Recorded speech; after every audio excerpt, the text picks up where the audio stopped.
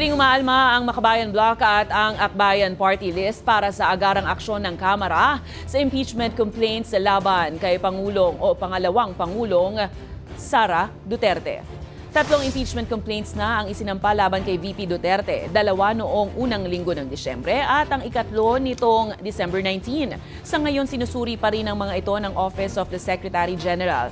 Ayon kay Representative Percival Sendanya ng Akbayan, kailangan madaliin ang proseso para malinawan ang publiko bago ang nalalapit na eleksyon. Bukas naman ang Makabayan Bloc sa bagong impeachment complaint na anilay lalo pang nagpapalakas ng panawagan para managot si VP Sara sa mga isyu ng korupsyon na kinasasangkutan. Inasahan namang kikilos ang Kamara sa lalong madaling panahon.